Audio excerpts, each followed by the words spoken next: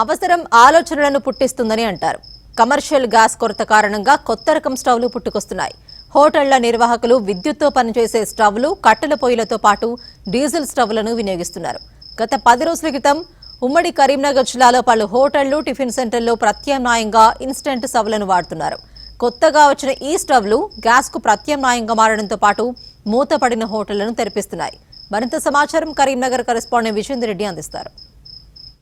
పశ్చిమాసియా దేశాల్లో యుద్ధ ప్రభావంతో గ్యాస్ కష్టాలు తప్పడం లేదు. ఇంకా గ్యాస్ దొరకని పరిస్థితి నెలకొనడంతో గ్యాస్ కష్టాలకు చెక్ పెట్టే విధంగా ఎలక్ట్రిక్ కుక్కర్లతో పాటు కరెంటుతోటి నడిచే, అదేవిధంగా కట్టెల పొయ్యిలతోటి నడిచే వ్యవస్థను తీసుకురావడం జరిగింది. చూస్తున్నాం చాలా హోటల్లో, ఇప్పటికే కరీంనగర్ జిల్లాలో చాలా హోటళ్ళు ఈ గ్యాస్ కొరతతోటి మూతపడ్డ పరిస్థితుల నేపథ్యంలో ఈ డీజిల్ అదేవిధంగా కరెంటుతోటి పనిచేసే విధంగా పొయ్యిలను కూడా తయారు చేయడం జరిగింది. గ్యాస్ కొరతతో మూతపడ్డ హోటళ్ళు కూడా ఇప్పుడు ప్రస్తుతము ఆల్టరేషన్గా తయారు చేసిన వంటి పొయ్యిలతోటి మళ్ళీ నడిచే పరిస్థితి కనిపిస్తుంది. గ్యాస్ కొరత వల్ల నిలిపివేసిన హోటళ్లను మళ్ళీ తెరుచుకొని ఈరోజు ఆ టిఫిన్లు కూడా తయారు చేయడం జరుగుతుంది. ఎందుకంటే వీటిని ఏ విధంగా తయారు చేశారు, ఏ విధంగా ఉందో ఈ హోటల్ నిర్వాహకులు ఉన్నారు. చెప్పండి.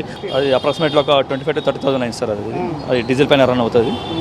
ఇంకోటి ఇవి కట్టెల పొయ్యిలు సార్. ఇవి రెండు తెప్పించాం సార్, విజయవాడకి తెప్పించాం. ఇవి రెండు ఇప్పుడు పర్లేదు. ఇప్పుడు కట్టెల కొరత ఏర్పడింది సార్. ఇప్పుడు కట్టెల పొయ్యి అని చెప్పి ఆల్టరేషన్ చూసుకుంటే ఇప్పుడు దానికి కట్టెల కొరత ఏర్పడింది. ఇప్పుడు అందరూ అదే యూజ్ చేసే వాళ్ళకి ఏమైంది, కట్టెలు షార్ట్ అయిపోయినాయి సార్. ఇప్పుడు కట్టెలు రేట్లు పెంచారు, వాటి కూడా రేట్లు పెంచారు సార్. అంటే ఎట్లా పనిచేస్తున్నాయి అంటే గ్యాస్తో కంటే ఇది ఏ విధంగా ప్రయోజనకరంగా? గ్యాస్ కన్నా తక్కువ ప్రయోజనం సార్. గ్యాస్ అంత ప్రయోజనం లేదు. గ్యాస్ అంత ప్రయోజనం, అంత వేస్టేజ్ బాగున్నది. బూడిది అంత దాన్ని కడగడం చేయడం, మెయింటెనెన్స్ మళ్ళీ ఇది కూడా ఎక్కువ పోగు కూడా వస్తుంది. దాంతో మెయింటెనెన్స్ ఎక్కువ అవుతుంది. దాంతో గ్యాస్ పైకి తక్కువ మెయింటెనెన్స్ ఉండే. దీనికి ఇప్పుడు 2 మనుషులు కావాలి సార్. ఒకదాన్ని ఇడ్లీ వేస్తా ఉంటే ఇంకో కట్టెలు వేయాలి. మెయింటెనెన్స్ చేయడానికి ఒక మనిషి అదనంగా మాకు భారం అవుతుంది. ఇదివరకు కట్టెలకు ఎంత రేట్ ఉంటే ఇప్పుడు ఎట్లా ఉంది? కట్టెలు ఇంతకుముందు 300, 250 అట్లా ఉండే. ఇప్పుడు 400, 350 అట్లా నడుస్తుంది. అప్పుడే దొరకడం లేదు కదా. తీసుకొస్తామంటే ఎక్కడికో వెళ్ళి తీసుకురాము. లాల్గనూరు ఆడ లేకుండా షీపల్లి లోకల్ అయితే ఎక్కడ లేవు. కట్టెలు ఎక్కడ లేవు, చాలా తక్కువ. అంటే దీనివల్ల ఏ విధంగా మీరు ప్రజలకు చెప్పదలుచుకున్నారు? బాగానే ఉంటుందా? బాగానే ఉంటుంది సార్. కానీ కట్టెల కొరత రాకుండా చూసుకోవాలి కదా సార్. ఇప్పుడు అది షార్టేజ్ అయ్యే సార్, మళ్ళీ అదొక ఇబ్బంది అవుతుంది. దానికి ఆల్టర్నేట్ చూడవలసి వస్తుంది ఇప్పుడు మాకు. ఇప్పుడు సార్ గ్యాస్ అయితే దొరకలేదు. గ్యాస్ కోసం తిప్పలు పడిన నిన్న 3 రోజుల దాకా 5,000, 6,000 అంటారు. ఇక గ్యాస్ బంద్ చేసినా కరెంట్ పొయ్యి తెచ్చుకున్నా ఇదే బెటర్ అనిపిస్తుంది. ఇక అదే నడిపిస్తాను అనుకుంటాను. ఇక దాని మొత్తం ఖర్చు కూడా 16,000 వచ్చింది సార్. మొత్తం ఖర్చు ఇక కరెంట్ పొయ్యికు 6,000 వచ్చినాయి సార్. మొత్తం ఇక కరెంటు మొత్తం వైర్లు కొత్త చేయించిన. ఇక దానికి ఇక 16,000 ఖర్చు అయినాయి. ఇక ఇది బెటర్ అనిపిస్తుంది మనకు.